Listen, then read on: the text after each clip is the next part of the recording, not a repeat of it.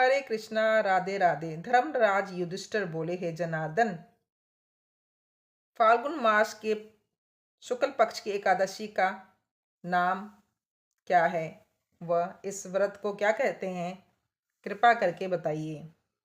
श्री भगवान बोले, हे राजन, फाल्गुन मास के शुक्ल पक्ष की एकादशी का नाम आंवले की एकादशी है। इस व्रत के करने से समस्त पाप नष्ट हो जाते हैं तथा इसके प्रभाव से 1000 गोदान का फल प्राप्त होता है। इस व्रत के करने से समस्त पाप नष्ट हो जाते हैं। हे राजन, अब मैं आपको महर्षि वशिष्ठ जी द्वारा राजा माधवता को सुनाई पौराणिक कथा के बारे में बताता हूँ। आप इसे ध्यान पूर्वक सुने। राजा माधवता बोले कि हे वशिष्ठ जी, यदि आप मुझ पर कृपा करें तो किसी ऐसे व्रत की कथा कहिए जिससे मेरा कल्याण हो। महर्षि वशिष्ठ बोले कि हे राजन, सब व्रतों में उत्तम और अंत में मोक्ष देने वाले आंवले की एकादशी के व्रत का मैं वर्णन करता हूँ। ये एकादशी फाल्गुन माह के शुक्ल पक्ष में होती है। एक वैदिक नाम का नगर था जिसमें ब्राह्मण, क्षत्रिय, वैश्य और शूद्र चारों वर्ण अनंत सहित रहते थे। उस नगर में सदैव वेद ध्वनि गूंजा करती थी तथा पापी, दुराचारी तथा नास्तिक उस नगर में कोई नहीं रहता था।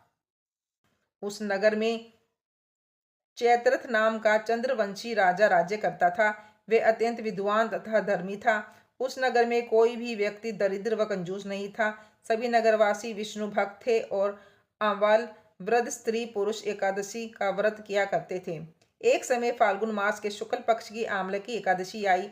उस दिन राजा, प्रजा तथा बाल वृद्ध सबने हर्षपूर्वक व्रत किया। राजा अपनी प्रजा के साथ मंदिर में जाकर पूर्ण कुंभ स्थापित करके धूप, दीप, नैवेद्य, पंचरत्न आदि से धात्री आंवले का पूजन करने लगे और इस प्रकार स्तुति करने लगे, हे धात्री, तुम ब्रह्म स्वरूपा हो।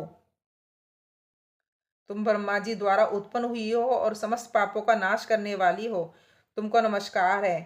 अब तुम मेरा अर्घ्य स्वीकार करो। तुम श्री रामचंद्र जी द्वारा सम्मानित हो। मैं आपकी प्रार्थना करता हूँ, अतः आप मेरे समस्त पापों का नाश करो। इस मंदिर में सब ने रात्रि को जागरण किया। रात के समय वहां एक भेलिया आया जो अत्यंत पापी और दुराचारी था। वह अपने कुटुंब का पालन जीव हत्या करके किया करता था। भूख और प्यास से अत्यंत व्याकुल वह भेलिया इस जागरण को देखने के लिए मंदिर के एक कोने में बैठ गया और विष्णु भगवान तथा एकादशी महात्म्य की कथा सुनने लगा। इस प्रकार अन्य मनुष्य की भांति उसने भी सारी रात जागरण बिता दी। प्रातःकाल होते ही सब लोग अपने घर चले गए तो वह भेलिया भी अपने घर चला गया। घर जाकर उसने भोजन किया। कुछ समय बीतने के पश्चात उस भेलिए की मृत्यु हो गई, मगर उस आंवले की एकादशी के व्रत तथा जागरण से उसने राजा विदुरथ के घर जन्म लिया और उसका नाम वसुरथ रखा गया। युवा होने पर वह चतुरंगिनी सेना के सहित तथा धन धान्य से युक्त होकर 10,000 ग्रामों का पालन करने लगा। वह तेज में सूर्य के समान, कांति में चंद्रमा के समान, वीरता में भगवान विष्णु के समान और क्षमा में पृथ्वी के समान था। वह अत्यंत धार्मिक, सत्यवादी, कर्मवीर और विष्णु भक्त था। वह प्रजा का सम्मान भाव से पालन किया करता था। दान देना उसके नित्य कर्तव्य था। एक दिन राजा शिकार खेलने के लिए गया। देवी योग से वह मार्ग भूल गया और दिशा ज्ञान न रहने के कारण उसी वन में एक वृक्ष के नीचे सो गया। थोड़ी देर बाद पहाड़ी मलेच्छ वहां पर आ गया और राजा को अकेला देखकर मारो मारो शब्द करते हुए राजा की ओर दौड़े।